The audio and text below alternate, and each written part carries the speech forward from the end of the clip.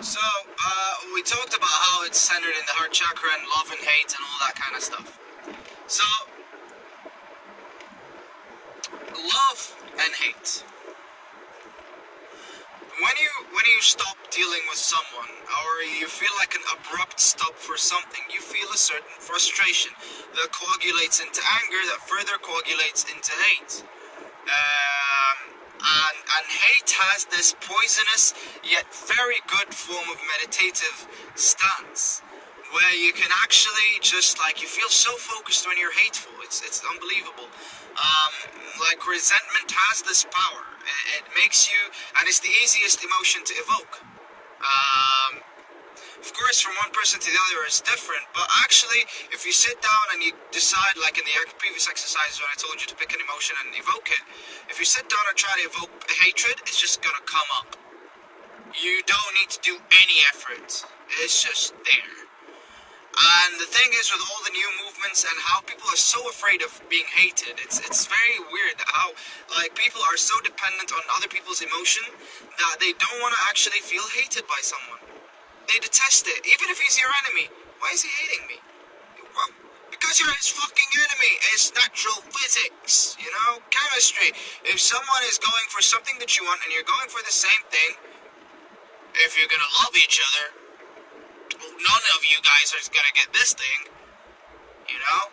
But at the end of the day, you're gonna hate each other because none of you got what you actually wanted, and you actually, like, you postponed the emotion. And the more you postpone the emotion, the more it becomes out of control. And that is not a very good idea for magical practice, because when you're practicing magic, in your rituals, like I'm not talking about mundane rituals. I'm talking about like the rituals that you do for a specific reason. You evoke emotions in your gnosis. Like for example, I told you to roll a dice before a ritual. I didn't say that. Okay, here it is.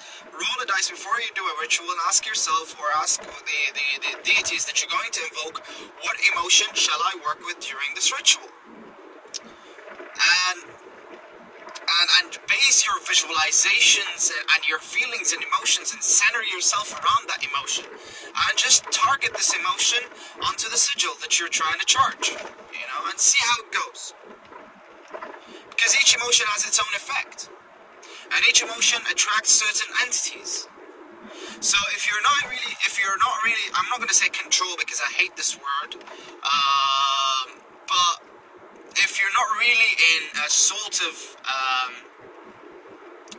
if you're not using the emotion that is in alignment with your cause, you're going to end up getting a different, like, even if you're going to get the result, you're going to get poisoned.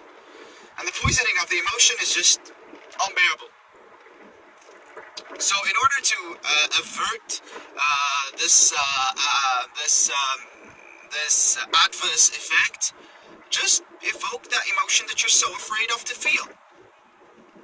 Not in the ritual, because you don't want to manifest that in your fucking results. But before that, before you go into ritual, just like evoke that emotion, and then do a banishing ritual. Laugh your tits off, you know, and then do a banishing ritual, and then you're good to go.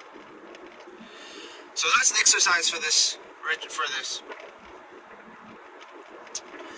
As for the whole concept of feeling and emotion and whatnot, I think I said enough about that.